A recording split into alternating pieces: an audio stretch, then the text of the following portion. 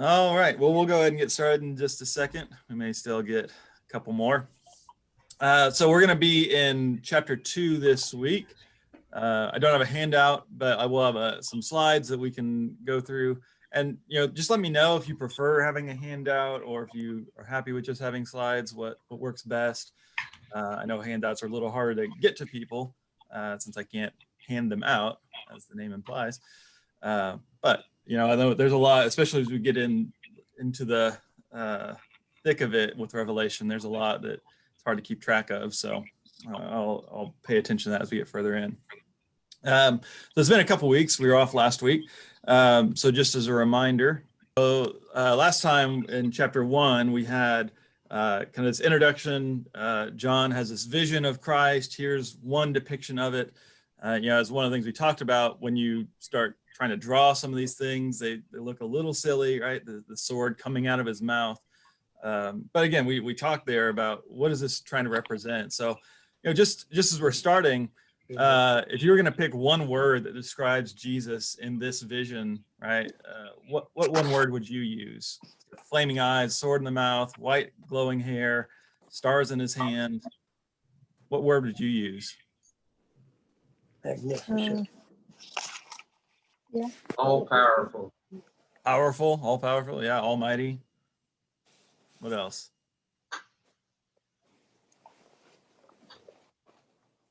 Is this how you usually think of Jesus? No.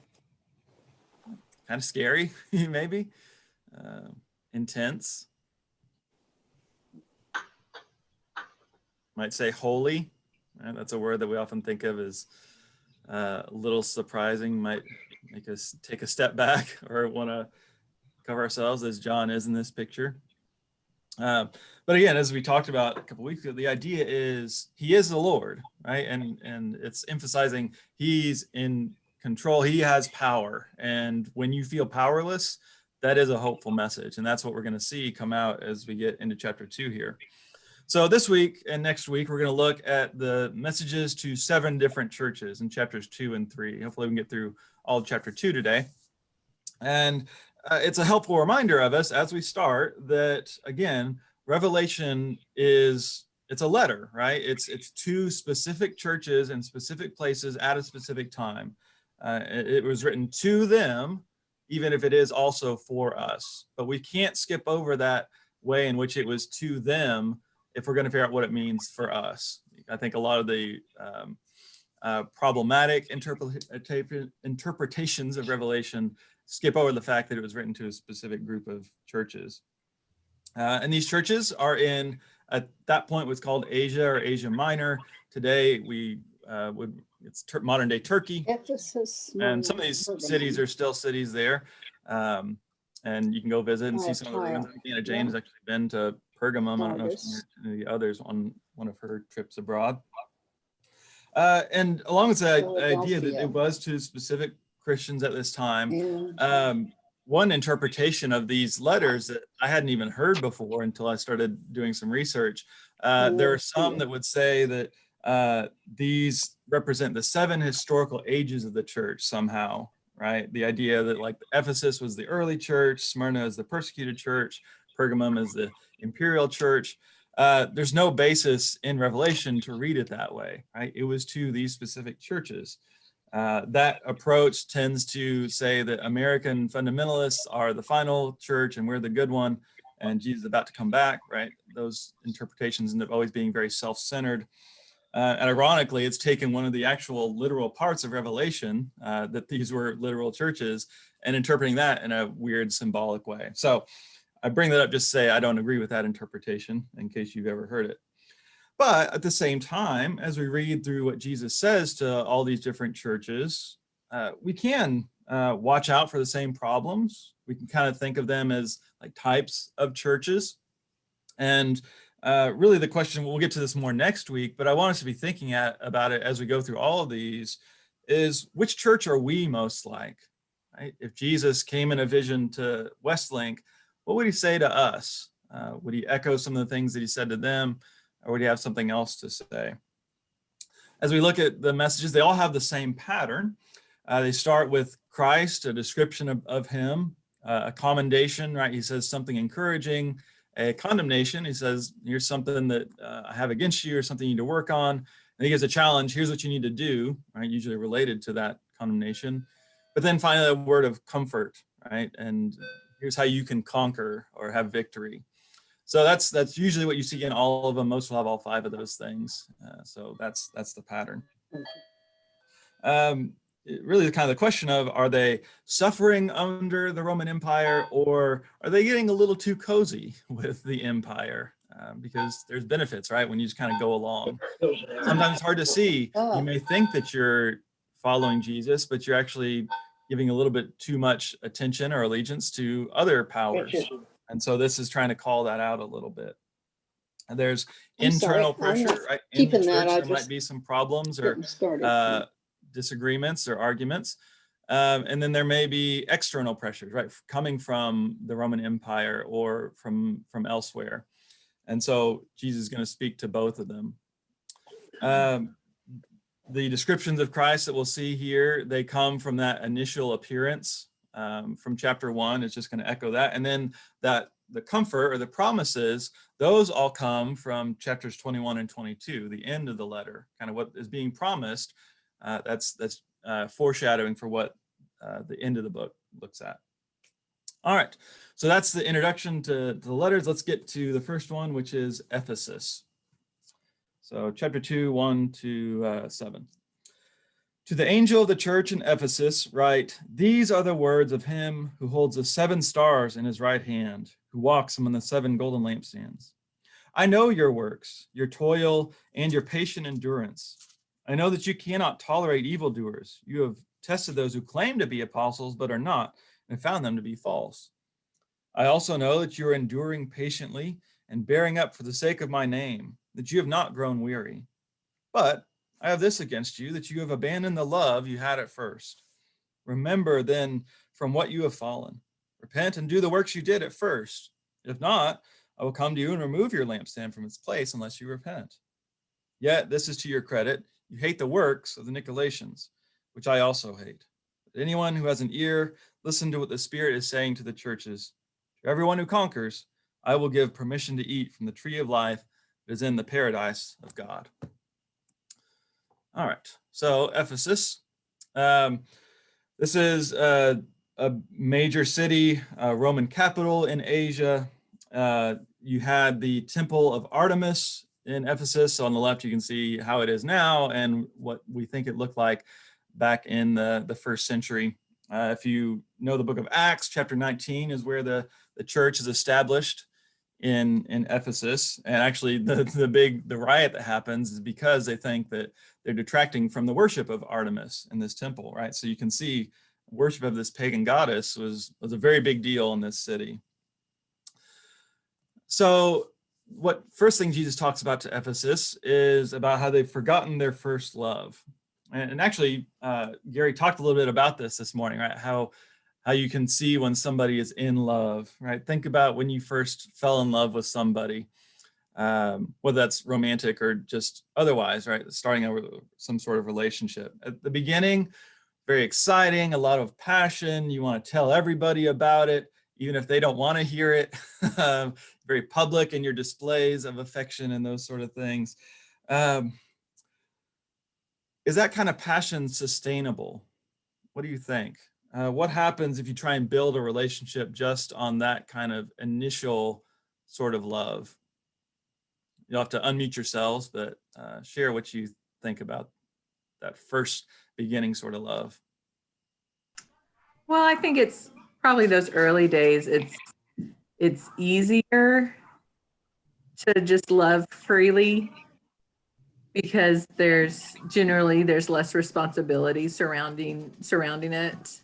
And it's just fun and new. And then as the years progress, the love just looks different. It involves listening to people talk about things you don't really care about, but you do anyway because you love them. I mean, I'm not saying personal experience. Everything you say is riveting, of course, but for everyone else, right? What I'm saying. For everyone else, Anna Jane has been very surprised by my recent interest in football. So that's what she's referring referring to. Go Chiefs. Let's just say he's not the man I married. Okay. Wow. Okay. All right. Well, moving on from that. Right. We all know this probably, that love does grow and develop over time. That kind of passionate, fiery love often turns into like a more smoldering, deeper burning love. Right? Just like when you build a fire, it's not going to have those flashing flames the whole time, but actually it's hottest when it's those coals. And so I think that's kind of what happens with love. And I think that's what happens with faith. I think that could be a way to think about what's going on here, right? Our faith, in the same way, when you first become a Christian, it is very much like first falling in love. And over time, you may not have that same sort of passion, but that doesn't mean that your faith is weakening, right? It actually can grow as you face more challenges. And that's actually a stronger faith to get past some of those initial sort of feelings. And that's hopefully what we want, but it seems like somehow they've lost something from the beginning, right? So what we want is to be able to grow, to change, but in a way that helps us grow, not just to change and lose some things here. It's actually not clear when he says your first love. It could be their love for Christ. It could be their love for one another. Right? As we've emphasized through the sermons this year, those two have to go together. And so if your love for Christ in the beginning caused you to want to serve and help others, but then you kind of lose that over time, I think what Jesus says here could speak to that as well, or somehow our faith in Jesus himself can diminish, and that's something we have to watch out for. So then he also talks about this additional problem of the false apostles and the Nicolaitans. Now, the word apostle, we tend to associate just with the 12, but it can also it's basically the word for someone who's sent. And so it's a word that we see in a few places in the New Testament refer to basically like missionaries. You can use the term apostle there. And so there are some that apparently were not being sent out with the right sort of message, but they're recognizing that. He also mentioned these Nicolaitans.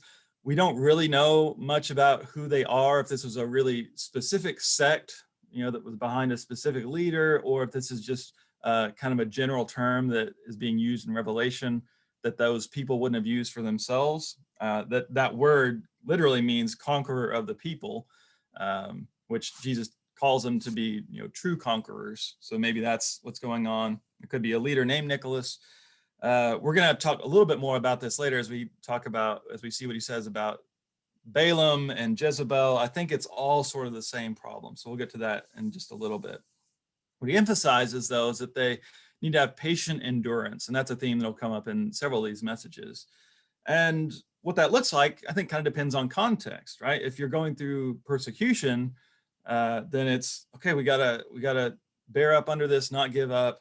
But if you're in a place of relative comfort, which is probably us more, and really some of them at the same time as well, it's don't just give in and go along with the flow, but see how, right? Patient endurance is not just this passive thing of just kind of hang out and wait until Jesus comes. It's keep doing the things that you're called to do. Keep serving. That is part of this patient endurance here.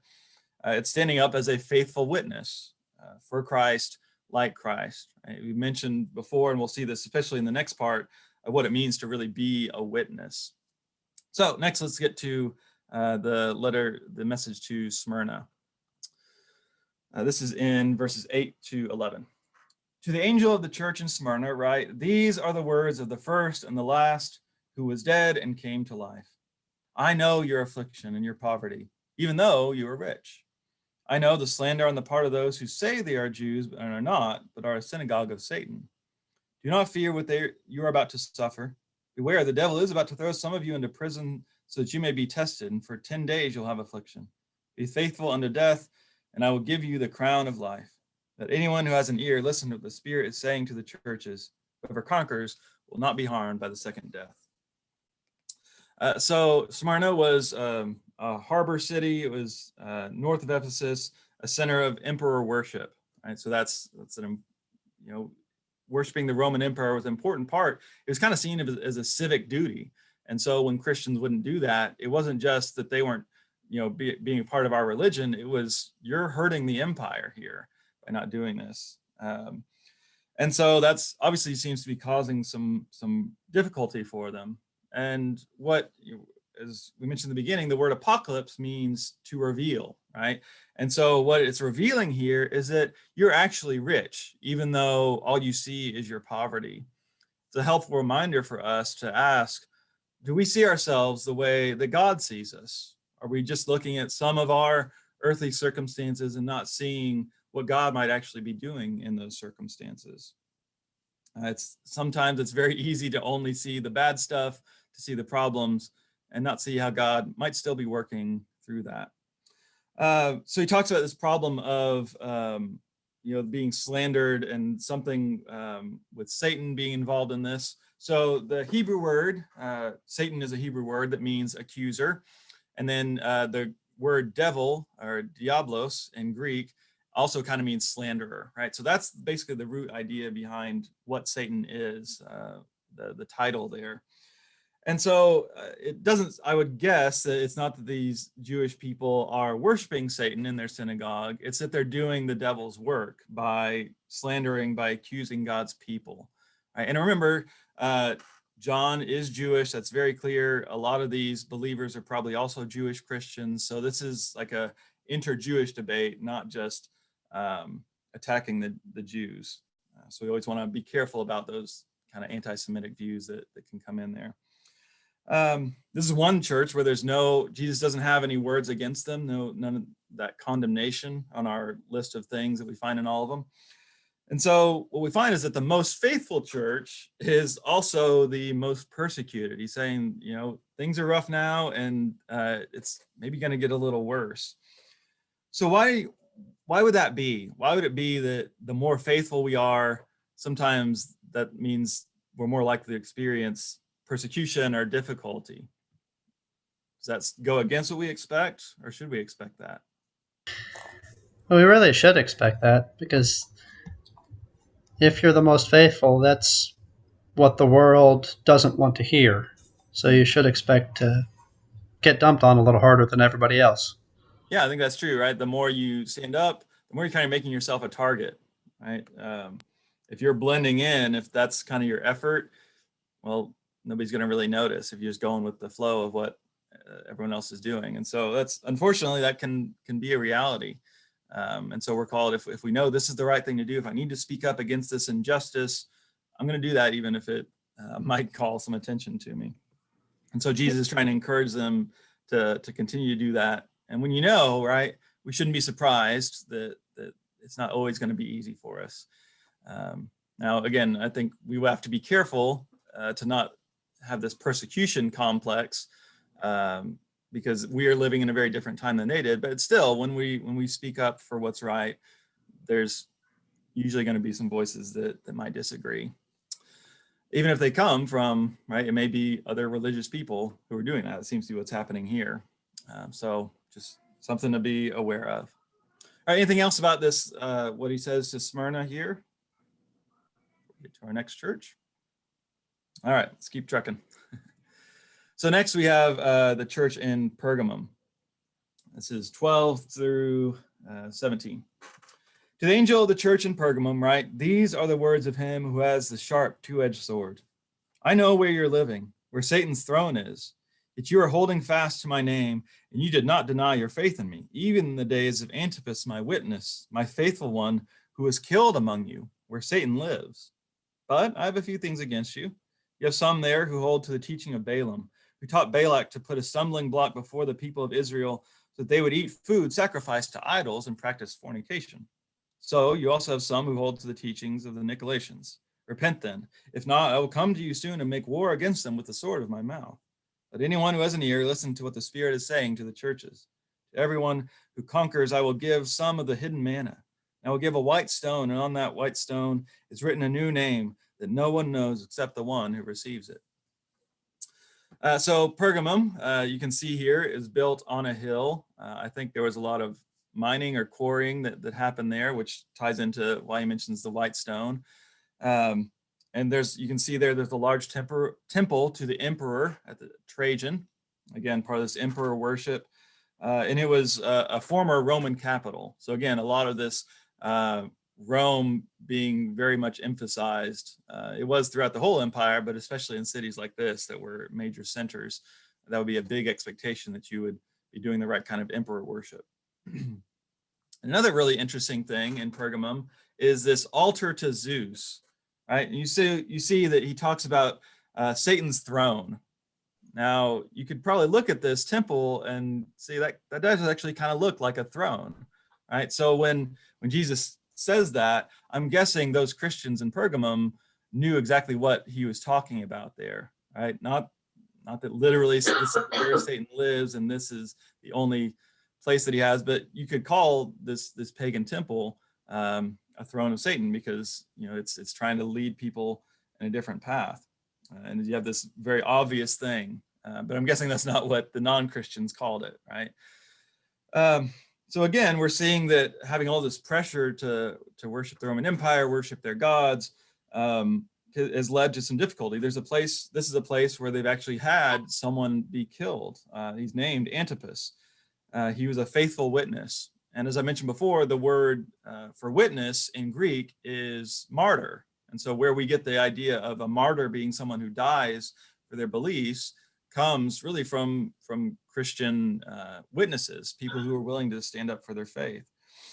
And so I think the temptation here that Jesus is trying to warn them against is, you know what, I think I better just try and blend in, because it's getting pretty serious, right? If a leader in their church has died, that's pretty scary. And so you can understand why some people might be willing to, well, I'll just pretend maybe to worship the emperor. I'll just, it's just a little sacrifice or something. I don't really mean it. I still believe in Jesus. And so I would guess that's probably some of what they're dealing with. We know from other things early church leaders have written that was a common problem.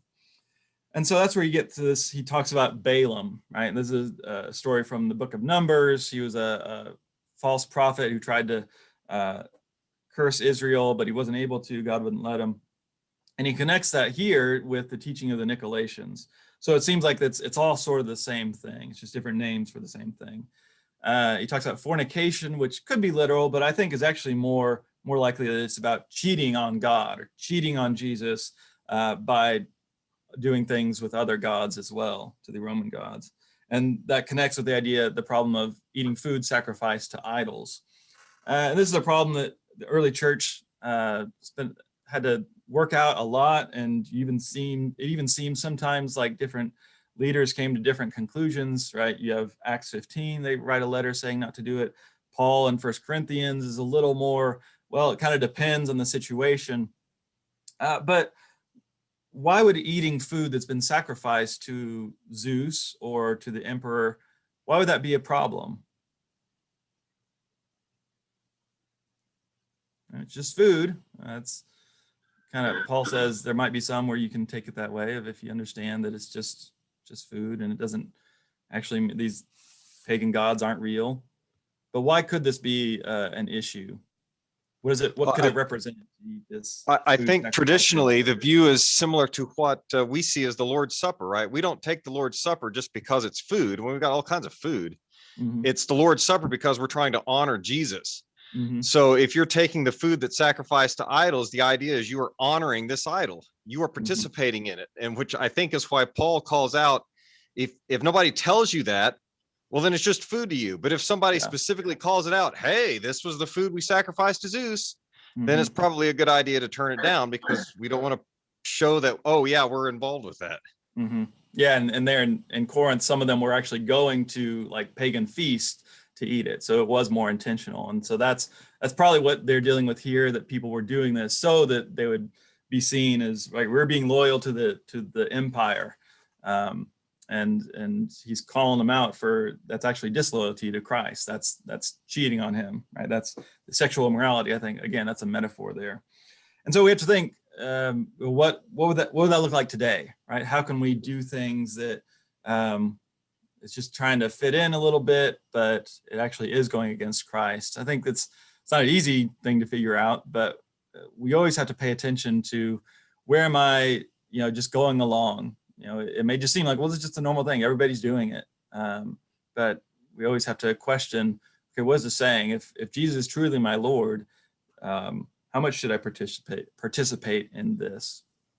So that's an ongoing question as we'll go through the book more of how can we, you can't just leave, right? They couldn't just leave the Roman Empire because it's everywhere. So how can we live in this world in a way that's still faithful?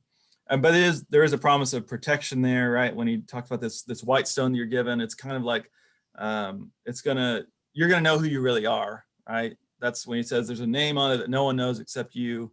I think it's the idea of you know who you are and don't let anyone else tell you otherwise. And when you know who you are and when you're with Christ, then that keeps you safe. So there's the notes that I should have had up. All right, that's Pergamum. We got one more church. Any other thoughts on this one before we get to Thyatira? All right, so our last one, starting in verse 18. To the angel of the church in Thyatira, write, these are the words of the Son of God, who has eyes like a flame of fire and whose feet are like burnished bronze. I know your works, your love, faith, service, and patient endurance. I know that your last works are greater than your first. But I have this against you. You tolerate that woman Jezebel, who calls herself a prophet and is teaching and beguiling my servants to practice fornication and to eat food sacrificed to idols. I gave her time to repent, but she refuses to repent of her fornication. Beware, I am throwing her on a bed, and those who commit adultery with her I am throwing into great distress, unless they repent of their doings. And I will strike her children dead. And all the churches will know that I am the one who searches minds and hearts, and I will give to each of you as your works deserve. But to the rest of you in Thyatira, who don't hold to this teaching, who have not learned what some call the deep things of Satan, to you I say, I do not lay on you any other burden. Only hold fast to what you have until I come. To everyone who conquers and continues to do my works to the end, I will give authority over the nations to rule or shepherd them with an iron rod, as when clay pots are shattered, even as I also received authority from my Father. To the one who conquers, I will also give the morning star, that anyone who has an ear listen to what the Spirit is saying to the churches. All right, so Thyatira, it's again emphasizing this patient endurance. He's saying a lot of you are doing the right things. You have faith, you're serving, you're showing love, and you're even doing better now than you were in the beginning, kind of the opposite of Ephesus. But you need to watch out against this same sort of problem of accommodating to the empire. And so this is where we get this woman who somehow seems to be involved in this. He calls her Jezebel, which is not her real name. It's picking up image from that queen in 1st and 2nd Kings who encouraged idolatry. Again, this is something we'll see John do a lot through Revelation. He's picking up Old Testament images and reapplying them symbolically. I would just say, don't make a habit of calling women you disagree with Jezebel. That's can be problematic. But again, he's trying to make a connection between the idolatry that the original Jezebel encouraged, and the way that this leader is doing that as well. Again, he talks about her sexual immorality, but as you kind of work through that metaphor, I think again, it's this idea of following other gods. And so the children, right, are actually just the followers of her. Jesus is not saying he's going to kill this lady's kids, I would think. And so again, that's a very common metaphor in the prophets of unfaithfulness to God and worshiping idols is like adultery. It's like cheating on your spouse. And obviously that's a big deal. And so if she's encouraging that somehow, it's something that needs to be spoken against. Again, we're not getting a lot of the specifics of what she's saying. When he says, the deep things of Satan, I'm guessing she's not teaching that. She's probably talking about the deep things of God. This was a problem in the early church. Some of the earliest heresies were people were saying, we're going to give you this secret wisdom, and that's going to make you a kind of special believer because you know these things that not everybody knows. And so he's making a parody here of what they would call the deep things of God. Well, it's actually the deep things of Satan. And so we're starting to see rumblings of things that become a problem over the next several centuries. Is a way that people could just kind of go along with what everyone else was doing in the Roman Empire, because as long as I believe these special things about God, that's all that matters. And it doesn't really matter how I live my life or what I do with my body. but the true Christian message says that all of that does matter. And it's not just about what you believe, it's about how those beliefs impact the way that you treat others. And so this is probably something related to that. And then we get this promise at the end in verse 26 and 27, where Jesus is saying, I'm going to give you the same authority that I have. Right? This is kind of the idea of what it means for Jesus to be truly human, to be the Son of Man. It's that he is able to claim the identity and the authority that God meant for humanity to have. But then since Jesus has done it, we're going to be able to do that too. He's picking up from Psalm 2, which is kind of where that quote seems to be coming from.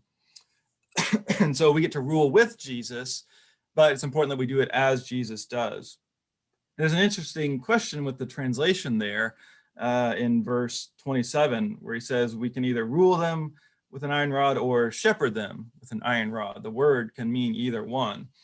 And to me, they have very different connotations, right? To rule over someone versus to shepherd someone kind of implies different things. And yeah, the fact that he talks about shattering clay pots could be a clue, but at the same time, Jesus identifies himself as the good shepherd, not the good ruler. In fact, he talks against those who rule over others. And he's, as he says, right, we talked about this morning, I'm among you as one who serves. And so again, if we're going to lead like Jesus, if we're going to have authority like Jesus has authority, we got to really think about, well, how does Jesus have authority? And as we see here, I'll stop the sharing as we wrap up and finish. Yes, we do believe Jesus has all authority. He is Lord. He's powerful, as we've seen through all these messages so far and in the beginning. And yet we always want to pay attention to how that authority is being used and what the ultimate goal is. Is it just to crush our enemies, or is it to get them to change their heart and mind so they can understand what God is trying to do? So any final thoughts as we wrap up here? Like I said, next week we'll think more. As we finish these messages, we'll get to talk a little bit. What would Jesus say to us? But anything else that you noticed as we're closing this morning? Chris, I've got a question for you about, in all of his letters, he makes a promise to those who conquer. Mm-hmm. And normally when we define that word, we think of like conquering another country, but it almost seems like he's talking about possibly those who disciple or those who, I guess, spread the word. I'm not really sure if that's conquer is the best word. Yeah, I think that's as exactly we would define it. Yeah, I think that's kind of what I was getting at, and that's an important question, right? Yeah, because like you said, when we say conquer, that means brute force, that means dominating, and that doesn't seem like the way that Jesus lived his life when he ministered. Other translations sometimes will just say like be victorious. The word can kind of be translated either way. So being victorious might be a little better because it seems less domineering. But yeah, I think it's more like at this point, I want that to be the open question as we go through the whole book of what does it mean for us to conquer? Are we going to conquer like the Roman Empire does? Because it's very clear how they do it. Or are we going to conquer in a different way, right? How does Jesus save? He's identified, we're going to see in a couple weeks consistently, as a slaughtered lamb. Right? That's not a way that we would think of conquering, right? Of self-sacrifice somehow winning a victory. But that's the kind of, it's almost subversive, right? That he's trying to say we are conquerors, we're more than conquerors. Paul used that language as well. And yet, how do we do it? It's by emulating Jesus. It's by serving. It's by offering ourselves. It is going out and spreading the word, and sometimes that's going to cause difficulty, and we may even lose our life for it. But we can even say that is conquering in a sense. So, yeah. It's just another thought. What was that? Just another thought. Mm-hmm. He always says, "And I have this against you." Mm-hmm. If you conquer what he has against you.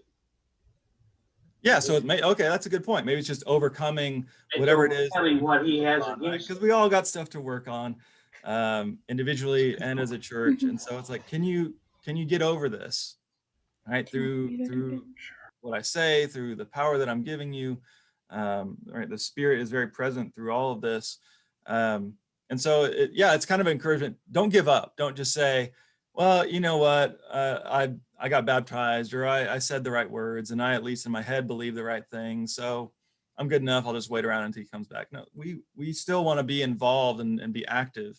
Instead, having this patient endurance, it doesn't mean sitting back. It means going forward and doing the things that we're called to do. So yeah, that can be conquering as well. It's getting over our fears, maybe, of what might happen if I do what I need to do. Yeah, it's redefining what it means to conquer. I think that's a overall big picture idea in Revelation. So, all right, well, thanks for those comments.